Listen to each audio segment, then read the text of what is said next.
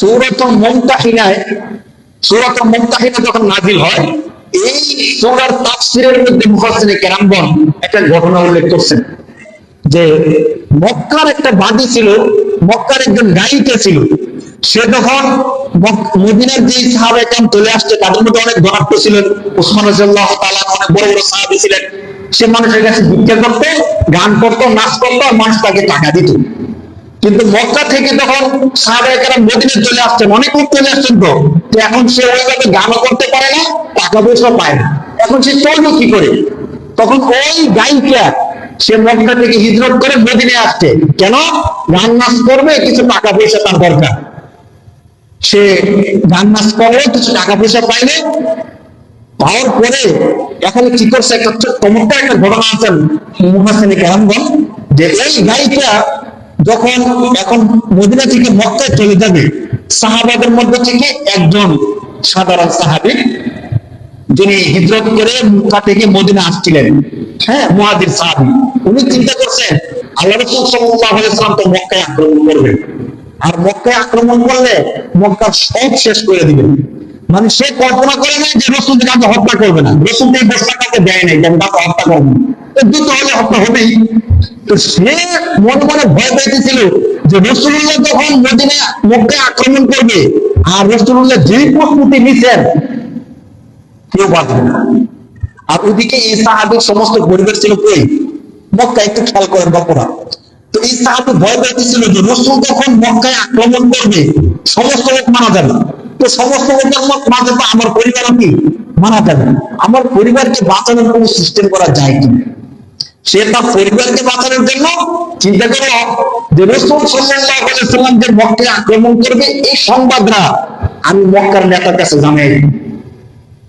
মানে তার ধারণা থেকে সেই কাজটা করতেছিল, যদি জানাই দিই কি হবে, তখন ওই মক্কার নেতা যে আছে তাকে নিচে লিখে দিব যে আপনি আমার পরিবারকে কি করবেন, হেফাজত করবেন, রক্ষা করবেন, সেই সুযোগে আমার পরিবারটা বেঁচে যাবে। বাকি রাসূল যে আক্রমণ করবে সত্য, আর রাসূলকে বিজয় আনবে এটাও কি সত্য, মাঝখানে আমার পরিবারটা কি বেঁচে গেল। তার চিন্তা ছিল এই চিন্তা থেকে রাসূল যে আক্রমণ করবে, এই আক্রমণের খবরটা ছোট্ট একটা চিঠির মধ্যে এই সাহাবী লিখছে। লেখা ওই যে গায়িকা, মনে আছে কিনা, যে মদিনা আসছিল, তার কাছে চিঠিটা দিয়েছে যে তোমাকে দিলাম, তুমি অতি গোপনে এই চিঠিটা তুমি মক্কায় নিয়ে যাইবে, গিয়া মক্কার লিডার আবু সুফিয়ানের হাতে দিবে, ঠিক আছে? এর বিনিময়ে তোমাকে কিছু টাকা পয়সা আমি দিলাম। গায়িকা গোপনে গোপনে এই চিঠিটা নিয়ে রওনা দিচ্ছে। আল্লাহ রাসূল সাল্লাল্লাহু আলাইহি ওয়াসাল্লামের চিন্তা ছিল যে আমরা এমন ভাবে যুদ্ধটা করে দিয়েছিলাম, যে এমন ভাবে যুদ্ধটা করবো যাতে করে কাউকে মারতে না হয়, হতাহত না হতে হয়, গোপনে থাকবে, গোপনে আমি অপারেশন শেষ করে ফেলবো। কিন্তু এই চিঠি যদি কাফেররা পেয়ে যায়, তারা প্রস্তুতি নিয়ে নেবেন। খেয়াল রাখবেন, দল ছোট হোক বড় হোক, যদি দুই দল প্রস্তুত থাকে তাহলে কিন্তু মারামারি বেশি হয়। কিন্তু একদম যদি প্রস্তুত আর একদম প্রস্তুত না থাকে, এখানে মারামারি কম হয়, কারণ সহজে যুদ্ধ জয় হয়ে যায়, এখানে বেশি মানুষ মারতে হয় না। তখন কাফেররা যদি প্রস্তুতি নিয়ে থাকে, মারামারি গভীর মারামারি হবে এবং রক্তপাত হবে অনেক গভীর। আল্লাহ রাসূল সাল্লাল্লাহু আলাইহি ওয়াসাল্লাম সাহাবায়ে কেরাম কেউ কিছু জানতেন এই ঘটনার ব্যাপারে। যখন ওই গায়িকা এই চিঠি নিয়ে যেতে যেতে অনেক দূর চলে গেছে, তখন আল্লাহ পাক রব্বুল আলামিন ওহীর মাধ্যমে রাসূল সাল্লাল্লাহু আলাইহি ওয়াসাল্লামকে জানাই দিয়েছেন। সুবহানাল্লাহ। আল্লাহ রাসূল সাল্লাল্লাহু আলাইহি ওয়াসাল্লাম সাথে সাথে আলী রাদিয়াল্লাহু তাআলা বলেন, আলী তুমি প্রস্তুত হও, অমুক জায়গায় গিয়ে দেখবা যে গাছের নিচে একটা মহিলা বসা আছে, ওই মহিলার কাছে একটা চিঠি আনবে, তুমি চিঠিটা নিয়ে চলে আসবে, তাকে কিছু করবো না এবং তাকে কিছু বলবো না, জাস্ট তার কাছে একটা চিঠি আছে, চিঠিটা নিয়ে কি করবা। দেখেন আল্লাহ পাক কিভাবে এই যুদ্ধটাকে চমৎকার ভাবে সাজাইছেন, যাতে করে তখনকার সময়ের আত্মীয় স্বজনের মধ্যে কিনা হয়, মারামারি হানাহানি রক্তপাত না হয়। আলী রাদিয়াল্লাহু তাআলা সাথে সাথে একটা ঘোড়া নিয়ে দৌড়ে গেলেন, গিয়ে দেখেন সত্যি সত্যি এক গাছের নিচে মহিলাটা বসা।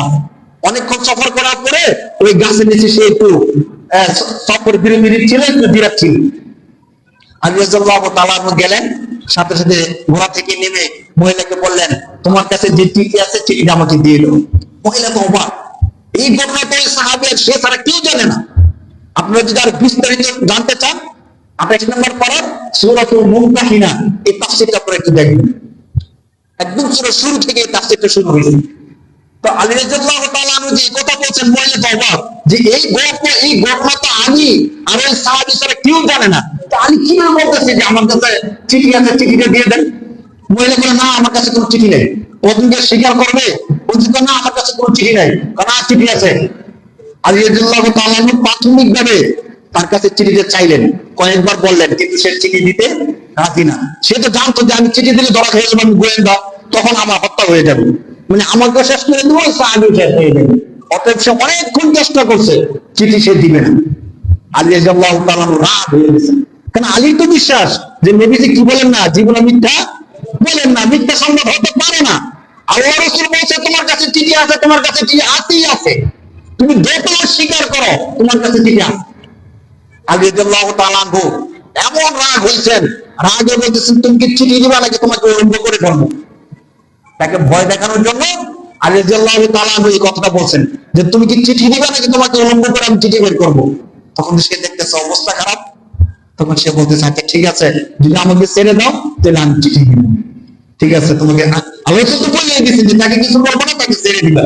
আর চিঠির মধ্যে কি আছে সেটা কেন, সে শুধু চিঠিটা এনেছিল, তাকে বলছিল চিঠি তুমি করবো না, সরাসরি লিডারের কাছে নিয়ে চিঠিটা দিবা। তখন এই মহিলা যে চুলের যে বেনি আছে, বেনির যে খোপা আছে, ওই খোপার ভিতর থেকে, আর খোপাটাও সে হাদিসের মধ্যে আসছে যে কোমর আছে না, কোমরের মধ্যে সে খোপাটা গুঞ্জে রাখছিল, এইভাবে চুলটা আইনা এত কঠিন ভাবে সে চিঠিটাকে নিজের কাছে সযত্নে রাখছে। সেখান থেকে সে চিঠিটা বের করে আলী রাদিয়াল্লাহু তাআলা আনহু দিয়েছে। আলী রাদিয়াল্লাহু তাআলা আনহু তাকে ছেড়ে দিলেন, চিঠিটা নিয়ে রাসূল সাল্লাল্লাহু আলাইহি ওয়াসাল্লামের দরবারে চলে আসছেন। আল্লাহ রাসূল তো জানতেন কোন সাহাবী চিঠিটা দিয়েছেন, তাকে ডাকছেন, ডেকে বলে তুমি এই কাজটা কেন করছো? তখন সে কান্না শুরু করে দিয়েছে, আল্লাহ রাসূল আমি সম্পূর্ণ না বুঝার কারণে ভুলে এই কাজটা করছি, আমাকে ক্ষমা করে দেন। আমি ইসলাম ধর্ম থেকে বের হয়ে মুসলমানদের শত্রু হিসেবে আমি কাজটা করি নাই, বরং আমার পরিবারের উপর দয়া করতে গিয়ে, পরিবারকে বাঁচাইতে গিয়ে আমি এই কাজটা করছি। রাদিয়াল্লাহু তাআলা আনহু বলেন এই কথা চলবে না, তোমাকে হত্যা করা হবে। আল্লাহ রাসূল আদেশ দেন আমি তার গর্দান ফালাই দেব। আল্লাহ রাসূল বলেন না, তার গর্দান ফালানোর দরকার নাই, আল্লাহ তাআলা চাইলে তাকে কি করে দিবেন, ক্ষমা করে দিবেন। আল্লাহ তাআলা তাকে ক্ষমা করে দিয়েছেন। এই ছিল রাসূল সাল্লাল্লাহু আলাইহি ওয়াসাল্লাম এক যুদ্ধের গোপনীয়তার ঘটনা।